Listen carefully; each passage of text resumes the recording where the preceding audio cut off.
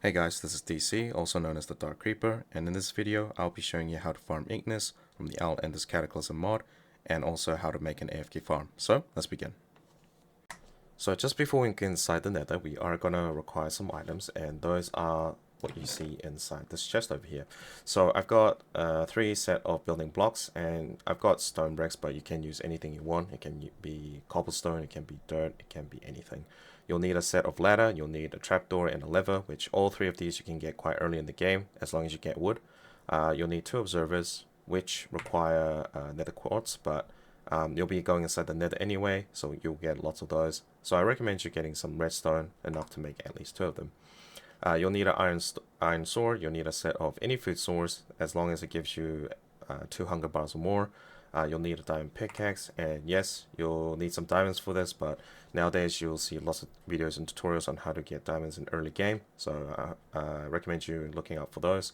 And you'll need 2 sets of pointed dripstone, which, in my knowledge, you can only get this in the dripstone cave biome, so it will take some time to look for, but if you have any other ways on how to find them, please let me know down in the comments. And with these items, let's go inside the nether. Now, once you have found yourself a fire arena, you want to go to the 2nd floor by climbing up these stairs. And once you have, you'll see 2 mini bosses on each side of the arena called the Revenants. Now, these Revenants drop a specific item called Burning Ashes. So what you see here, this is what it looks like. And this item is required in order to summon Ignis on the 3rd floor. So a quick way of killing the Revenant is by using the iron sword, some blocks, and some food. And what you want to do in survival, when you get up to this point here, it's going to start getting its attention. When it does, you want to go to the nearest stairs you can. So I'll choose this one over here, and then you want to place a block right under 2 blocks of this candle here. So I'm going to place it on there, and you're going to make a little 2x3. So it's going to look like this. So when you build this platform, you're going to be standing on this spot here. You're not going to go close on this row over here. You're going to stay on this row while the Revenant stays on this spot over here. And what that's going to do is going to prevent the Revenant from doing close range damage. So the Revenant has total of 2 attack motions, which is one is a long range attack, like a spray attack that applies wither and blindness on you, while the second motion is a AoE knife attack that floats in the air a bit while throwing knives at you. What you want is to go for the knife attack motion, because that's the only motion that allows you to deal damage to it, and the knives itself doesn't hurt even without your armor. Now the spray attack, the long range attack, is the one that you want to avoid the most. You'll know by when you're over here, it'll tilt its head backwards and start to shoot the spray attack on you. And when that happens, before it shoots it, you want to go back as far as you can. So I recommend you at least coming to this point over here, because it does have some range. And when it's done, you want to go back and then start waiting for the knife attack again. So now I'm going to go into survival mode so I can give you a quick run over, and so that the explanation makes a bit more sense now. So I'm going to go into survival mode, and as soon as I go to survival mode, it's going to get my attention. And what I want to do is I want to go as quickly as I can. I want to place my block here. Yep, and now I'm going to make sure it goes in front of you. Yep, so that's the knife motion there. At this time, you want to deal as much damage as you can. And see, if I go too close, I'm going to get damaged again. So, yep, so you can see it tilts its head backwards. That's the spray motion. And that's pretty much the whole attack pattern. And when you lose your health, you want to go back and then start healing with the food. Make sure you don't go around the stairs here, because otherwise you're going to drag its position to that side over there. Yep, so I'm just going to keep on going. There's a spray attack. I'm going to go back in. And again, when I don't have a lot of HP, then I'm just going to heal with using the food. Yep, I'm just going to go back when I'm ready. Yep, and sometimes there are situations where it doesn't float. That is completely fine. You can still tilt over a bit more and then try to do as much damage as you can. So I'm just going to keep on going. Go back in. We'll do one more time.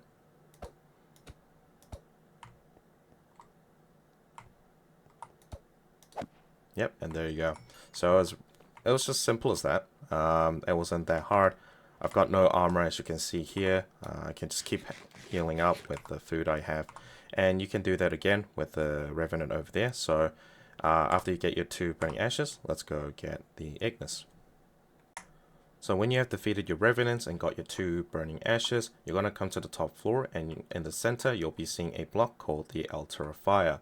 Now this is an unbreakable block, and you'll need this in order to use the burning ashes to be in order to summon Ignis. Now before we actually use it, we are going to be renovating this whole area a bit. We're going to be making a little 9x9 square pit. So it's going to be starting from here, just 1 block diagonal from the nether brick stairs from here until here. So that's 9, and then 9 by 9. So basically you're making a little square pit.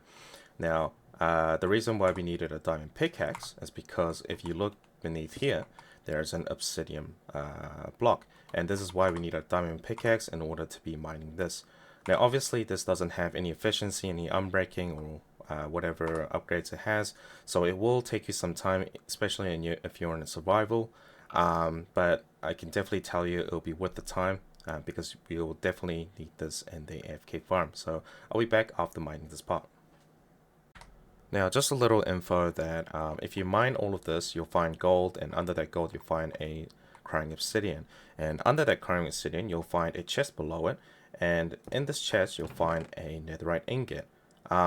I didn't know this was a feature. I literally found this just a few weeks ago while I was fidgeting around the Ignis farm. I did not make this up. This is an actual feature, and this is I think this is really great to include a netherite ingot. So if you Cataclysm Mod players that know this, well, there you go. You'll get a free netherite ingot wherever you find a fire arena.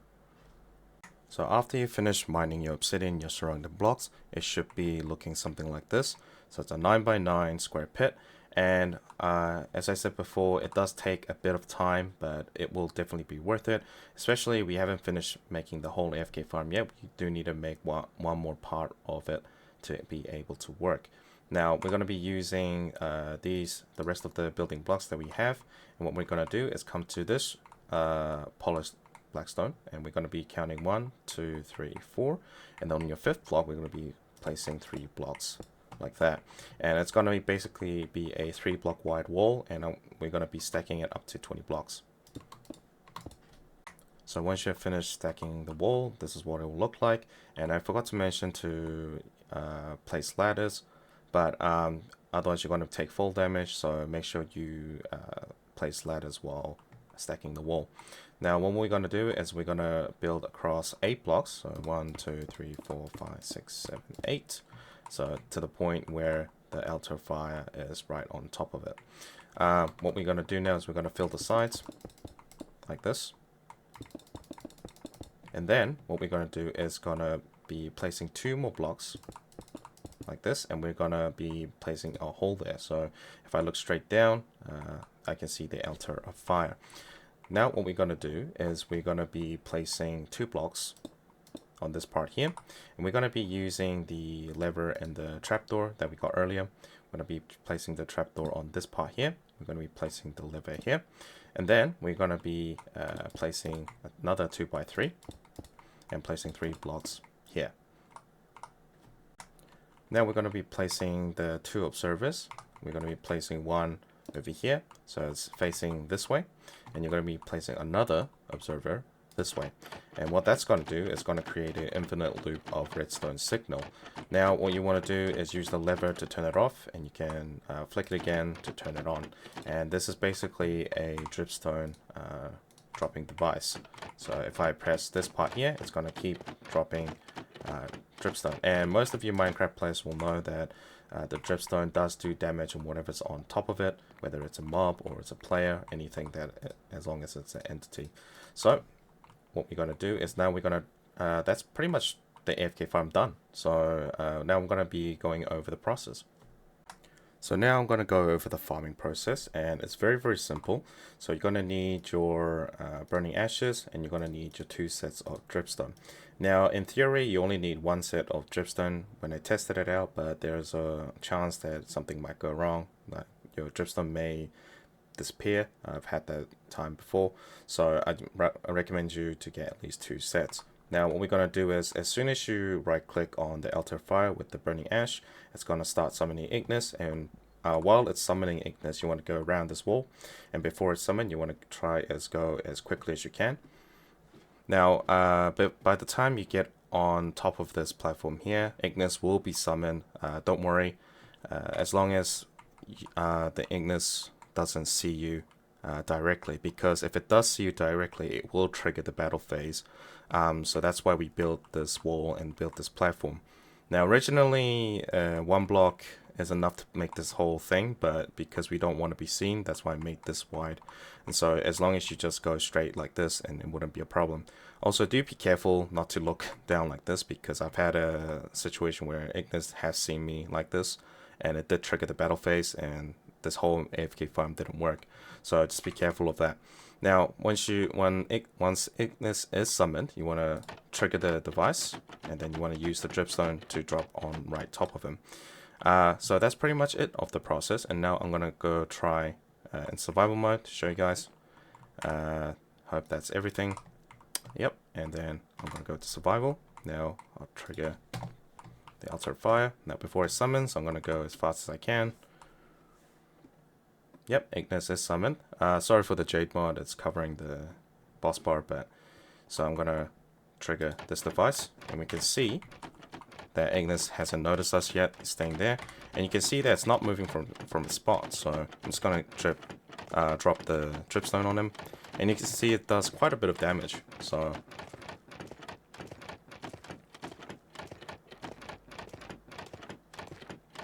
yep, let's change to blue. So Ignis has a face changing mechanic. So each time it changes his faces, it destroys blocks that are around him. Especially on the 3rd phase, you'll hear a boom sound. Yep, there we go. And it'll destroy all of the blocks around him. But if you have noticed that the altar of fire, that the block that he's underneath in, is an unbreakable block, so it cannot be destroyed whatever he does. So as you can see, he's dead. You can go back down there.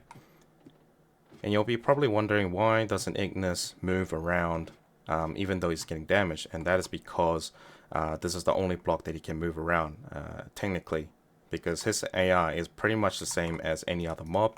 If you've noticed, if you played like a Skyblock challenge or anything like that, the mobs don't, deliberately fall off the block as long as you don't push them or attack them.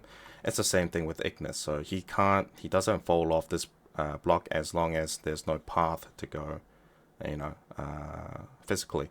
So that's the whole point why we made this pit. And I think that's why the developers made this out of obsidian, so it's telling you not to make it like this.